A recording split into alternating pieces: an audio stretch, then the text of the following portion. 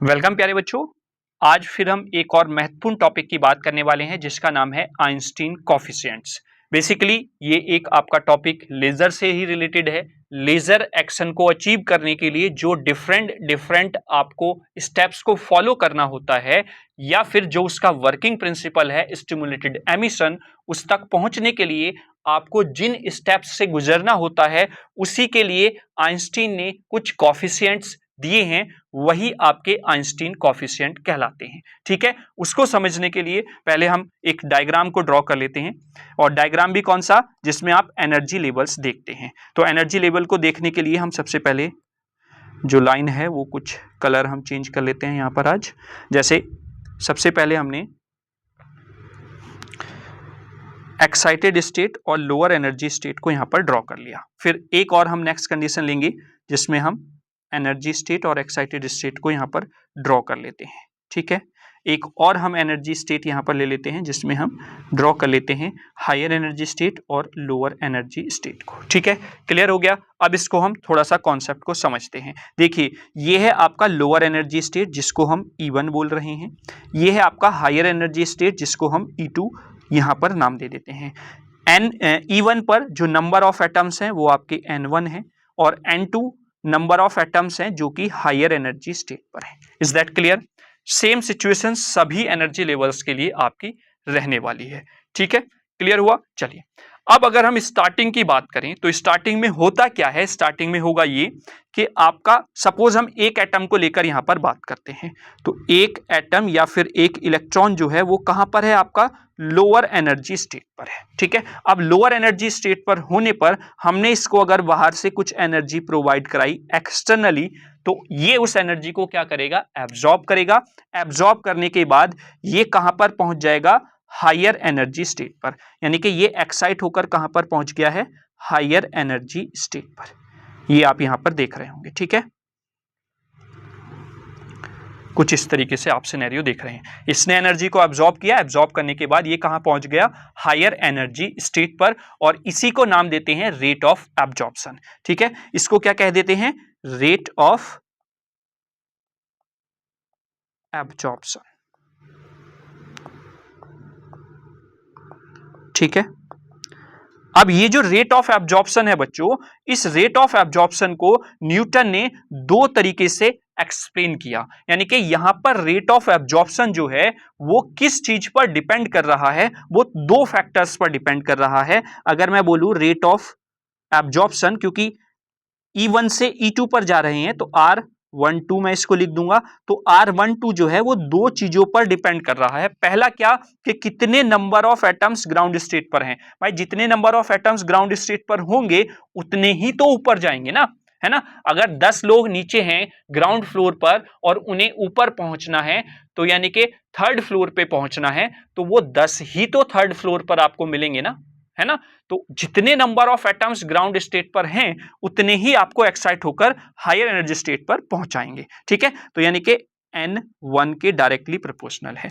दूसरा कंडीशन क्या है, दूसरा कंडीशन ये है कि जितनी एनर्जी आप बाहर से देंगे उसी के हिसाब से ये एटम ऊपर पहुंच पाएंगे। तो यानी कि जो इंटेंसिटी ऑफ लाइट आप दे रहे हैं उस पर भी डिपेंड करेगा। यानी कि डेंसिटी क्या है इंसिडेंट लाइट की, उस फैक्टर पर डिपेंड करेगा। तो इन दो फैक्टर्स पर आपका रेट ऑफ एब्जॉर्प्शन डिपेंड करता है। तो अगर मैं यहां पर लिखता हूं इसको, तो इन दोनों सिचुएशंस को अगर मैं एक साथ लिखना चाहूं तो R12 डिपेंड करेगा N1 पर और रो V पर। ठीक है, अब इसको अगर मैं जो प्रोपोर्शनल का साइन है उसको अगर मैं हटाता हूं, then you get R12 equals to V12 N1 rho nu. ठीक है, तो this is the first situation जिसको आप एब्जॉर्प्शन रेट ऑफ एब्जॉर्प्शन बोल देते हैं। और यहां पर V12 जो है ये आइंस्टीन कोफिशिएंट ऑफ एब्जॉर्प्शन कहलाता है। ठीक है, तो पहला कोफिशिएंट आपको क्लियर हो गया होगा, क्या, एब्जॉर्प्शन का कोफिशिएंट, यानी कि Einstein coefficient of absorption. Is that clear? ठीक है, अब दूसरी सिचुएशन देखते हैं। जब आपने इसको एनर्जी दे दी तो ये कहां पर पहुंच गया, ये पहुंच गया बच्चों एक्साइटेड स्टेट पर, यानी कि ये एटम पहुंच गया यहां पर। ठीक है, अब इसका एनर्जी लेवल हो गया है हाई, क्योंकि इसने एनर्जी को क्या कर लिया है, एब्जॉर्ब। अब ये उस एनर्जी को जिसको भी इसने एब्जॉर्ब किया है उसको अपने पास मेंटेन नहीं रख पाएगा, कुछ समय बाद ये एनर्जी लॉस करना स्टार्ट करेगा। अब जब ये एनर्जी लॉस करेगा बच्चों, तो हमें बहुत अच्छे से पता है कॉन्सेप्ट किस चीज का, कि जितनी एनर्जी हम एब्जॉर्ब करते हैं उतनी ही हम एमिट करेंगे, या उतनी ही हम क्या करेंगे, रिलीज करेंगे। तो आपका जब ये एटम अपनी एनर्जी को रिलीज करना स्टार्ट करता है, नीचे आता है, तो इसका एनर्जी लेवल क्या होता है, डिक्रीज होता चला जाता है, और ये हायर एनर्जी स्टेट से कहां पर आ जाता है, लोअर एनर्जी स्टेट पर। Is that clear? जब ये लोअर एनर्जी स्टेट पर आया है तो जितनी एनर्जी इसने कंज्यूम की थी उतनी ही एनर्जी ये क्या कर देगा, रिलीज कर देगा बच्चों। Is that clear? ये कहलाता है रेट ऑफ स्पॉन्टेनियस एमिशन। ठीक है, इसको आप बोलेंगे rate of spontaneous emission. Clear? अब यहां पर रेट ऑफ स्पॉन्टेनियस एमिशन जो है वो किस फैक्टर पर डिपेंड कर रहा है, जैसे कि यहां पर हमने दो फैक्टर लिखे थे ना, ये दो कंडीशंस आपने लिखी थी बच्चों। अब वैसे ही अगर आप यहां पर ध्यान से देखें तो यहां पर रेट ऑफ स्पॉन्टेनियस एमिशन, पहली बात तो E2 से E1 पर आपका क्या आ रहा है, एटम आ रहा है। तो इसमें जो रेट ऑफ स्पॉन्टेनियस एमिशन है उसको मैं लिख लेता हूं R2 से 1 पर आया, और स्पॉन्टेनियस को मैं इंडिकेट कर देता हूं SP से। ठीक है, वो किस चीज पर डिपेंड कर रहा है, वो डिपेंड कर रहा है कि कितने नंबर ऑफ एटम्स या कितने नंबर ऑफ इलेक्ट्रॉन्स आपके हायर एनर्जी स्टेट में अवेलेबल हैं। वो क्या माना है हमने, N2 है। अब आप मुझे ये बताइए किसी और फैक्टर की यहां पर जरूरत पड़ रही है, नहीं पड़ रही। जैसे कि यहां पर कितनी लाइट इंसिडेंट हो रही है उस फैक्टर को भी हम यहां पर लेकर चल रहे थे, यहां पर ऐसा कुछ नहीं है। अगर 10% थर्ड फ्लोर पर हैं तो 10% ही ग्राउंड फ्लोर पर आएंगे। Is that clear? तो डायरेक्टली केवल और केवल N2 पर ये डिपेंड करता है। तो अगर मैं इस प्रोपोर्शनल साइन को हटाता हूं तो कांस्टेंट आ जाएगा एक, वो हो जाएगा R21 for the spontaneous equals to, ये हो जाएगा आपका बच्चों A21, 2 से 1 आ रहा है ना, ये हो गया N2। ठीक है, यही है आपका rate of spontaneous emission. Clear? अब A21 जो है यही आइंस्टीन का कॉफिशिएंट है, किसका, स्पॉन्टेनियस एमिशन का। तो A21 is the Einstein coefficient of spontaneous emission. तो दूसरी कंडीशन जो है उसका भी आइंस्टीन कॉफिशिएंट आपको पता चल गया, that's the A21। Is that clear? चलिए, अब ये आपका है स्पॉन्टेनियस एमिशन, जो कि वर्किंग प्रिंसिपल होता है किसका, एलईडी का। ये है आपका वर्किंग प्रिंसिपल एलईडी का।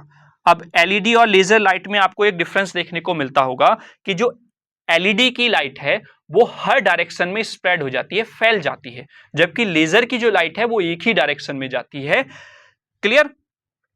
तो इस वजह से आपको स्पॉन्टेनियस एमिशन में जो लाइट मिलती है उसकी इंटेंसिटी हाई नहीं मिल पाती है, यानी कि वो लो इंटेंसिटी की लाइट आपको देखने को मिलती है। क्लियर? अब नेक्स्ट आते हैं, जब हम बात करते हैं नेक्स्ट सिचुएशन की, तो आपका एटम कहां पर है, आपका एटम है हायर एनर्जी स्टेट पर बच्चों। ठीक है, क्लियर हुआ? आप देखिए, नेक्स्ट है आपका रेट ऑफ स्टिमुलेटेड एमिशन, इसको हम बोल देते हैं रेट ऑफ स्टिमुलेटेड एमिशन। ठीक है, अब देखो यही है वर्किंग प्रिंसिपल किसका, लेजर का। अब स्टिमुलेटेड एमिशन लेने के लिए या स्टिमुलेटेड एमिशन अचीव करने के लिए आपको स्पॉन्टेनियस एमिशन अचीव करना पड़ेगा ही पड़ेगा, क्योंकि ये स्टेप वाइज चल रहा है। जैसे आपको 4G पर पहुंचने के लिए 3G का मॉडिफाइड वर्जन जनरेट करना पड़ा, वैसे ही स्टिमुलेटेड एमिशन मॉडिफाइड वर्जन है किसका, स्पॉन्टेनियस एमिशन का। ठीक है, तो अब जब ये एक फोटोन तो यहां पर रिलीज हो गया, तो ऐसे ही मल्टीपल फोटोन्स नीचे से इलेक्ट्रॉन्स नीचे से एनर्जी एब्जॉर्ब करेंगे, हायर एनर्जी पर जाएंगे, नीचे आएंगे। तो उसी सिचुएशन में सपोज ये फोटोन तो आपका जनरेट हुआ है, ठीक है, यहां से जो आ रहा है तो ये फोटोन आपका जनरेट हुआ है। अब जब अगला फोटोन या अगला इलेक्ट्रॉन हायर एनर्जी से लोअर एनर्जी पर आएगा, जैसे कि ये वाला आ रहा है, तो उससे ये वाला फोटोन क्या करेगा, टकराएगा। ठीक है, और जब ये फोटोन टकराएगा तो मल्टीपल फोटोन्स यहां पर क्या हो जाएंगे, जनरेट हो जाएंगे, जैसे कि यहां पर आप देख रहे होंगे। और इनकी जो डायरेक्शन होगी वो एक ही डायरेक्शन होगी, जबकि यहां पर अगर मल्टीपल फोटोन्स जनरेट हो रहे हैं, फिर एक और इलेक्ट्रॉन आया, उसकी डायरेक्शन इधर हो गई फोटोन जनरेट करने की, दूसरी आपकी दूसरी तरफ को हो गई, तो यहां पर लाइट स्प्रेड हो रही है। लेकिन जब स्टिमुलेटेड एमिशन में हम देखते हैं सिचुएशन, तो यहां पर आपके जो फोटोन जनरेट हुए वो एक ही डायरेक्शन में आगे बढ़ रहे हैं। ठीक है, क्लियर हुआ। तो यहां पर आपकी जो इंटेंसिटी है लाइट की हाई हो जाएगी, यहां पर आपके मल्टीपल फोटोन्स क्या हो रहे हैं, जनरेट हो रहे हैं। इज दैट क्लियर, ये आपको समझ में आ गया। चलिए, अब यहां पर जो ये स्पॉन्टेनियस एमिशन है वो आपका किस फैक्टर पर डिपेंड कर रहा है, ये हमें यहां पर देखना है। क्लियर, तो चलिए मैं लिख लेता हूं यहां पर R21 for the stimulated emission, इसको मैं ST से यहां पर इंडिकेट कर देता हूं। ठीक है, तो चलिए अगर मैं देखूं यहां पर, तो सबसे पहले R21 जो है वो किस चीज पर डिपेंड कर रहा है बच्चों, कि कितने number of atoms higher energy state पर है। क्लियर हुआ, यानी कि N2 है, हमने माना हुआ है स्टार्टिंग में। ठीक है, चलिए अब दूसरी चीज पर किस पर डिपेंड कर रहा है, कि बच्चों कितने फोटोन स्ट्राइक कर रहे हैं, यानी कि कितने फोटोन स्पॉन्टेनियस एमिशन के हैं जो स्ट्राइक कर रहे हैं नेक्स्ट एटम जब हायर एनर्जी स्टेट से लोअर एनर्जी स्टेट पर आ रहा है। तो दूसरा जो डिपेंडेंसी हो जाती है, दूसरी डिपेंडेंसी हो जाती है R21 की किस चीज पर, वही जो स्टार्टिंग में आपने पढ़ा था रो वी न्यू पर, है ना, जो डेंसिटी ऑफ इंसिडेंट लाइट है उस चीज पर डिपेंड कर रही है। Is that clear, I hope आपको क्लियर हुआ होगा। ठीक है, चलिए अगर मैं इन दोनों कंडीशंस को मिला देता हूं तब मुझे क्या मिलेगा, तब मुझे मिलेगा R21 for the stimulated emission directly proportional है किसके, N2 और रो न्यू के। ठीक है, इन दोनों फैक्टर्स पर डिपेंड कर रहा है। और अगर मैं इनवर्सली प्रोपोर्शनल का यहां पर साइन हटा देता हूं, तब आपको यहां पर एक आइंस्टीन का स्टिमुलेटेड कॉफिशिएंट देखने को मिल जाएगा। ठीक है, then you can write R21 for the stimulated is equal to, वो हो जाएगा आपका V21, क्योंकि 2 से 1 पर आ रहा है, N2, और ये हो जाएगा आपका रो। इज दैट क्लियर, तो थर्ड जो कॉफिशिएंट है वो आपका ये हो जाएगा V21, जिसको हम बोलते हैं Einstein coefficient of stimulated emission.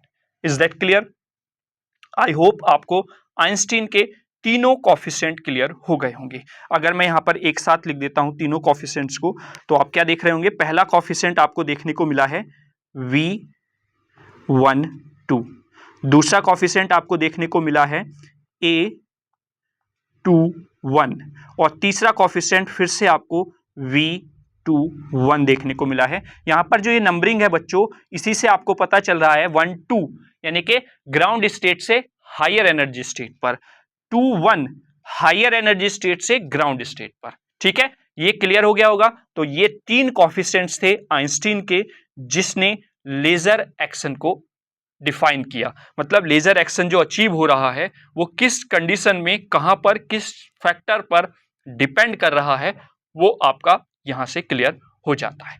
ठीक है, आई होप आइंस्टीन कॉफिशिएंट्स आपको क्लियर हो गए होंगे तीनों। इनके बीच में एक रिलेशन है जो कि मोस्ट इंपॉर्टेंट है, चैप्टर नंबर 2 जो यूनिट 4 का है लेजर में। ठीक है, तो अगर आप उस चीज को अच्छे से क्लियर करना चाहते हैं तो आप हमारे YouTube चैनल की प्लेलिस्ट में जाइए, यूनिट नंबर 4 की प्लेलिस्ट बनी हुई है, वहां पर रिलेशन बिटवीन आइंस्टीन कॉफिशिएंट्स आपको देखने को मिल जाएगा। यानी कि ये जो तीनों कॉफिशिएंट्स हैं इनके बीच में एक रिलेशन क्रिएट होता है, वो आप वहां पर डेरिवेशन को ड्राइव करेंगे और आपको बहुत आसानी से सारे स्टेप बाय स्टेप जो हमने किया है इस डेरिवेशन को ड्राइव करने में, वो आपको कॉन्सेप्ट क्लियर हो जाएगा। बेसिकली वहां पर जो हम रिलेशन देखते हैं between the spontaneous and stimulated emissions के जो कॉफिशिएंट है उनके बीच में देखेंगे, वहां पर आपको V12 भी देखने को मिलता है, लेकिन वो नेग्लेक्ट हो जाता है वो सारी कंडीशन आप वहां पर अच्छे से समझ सकते हैं। ठीक है, कोई भी प्रॉब्लम है कमेंट बॉक्स में बेहिचक आप कमेंट कर दीजिए। चलिए अब मिलेंगे नेक्स्ट टॉपिक के साथ। Thank you so much.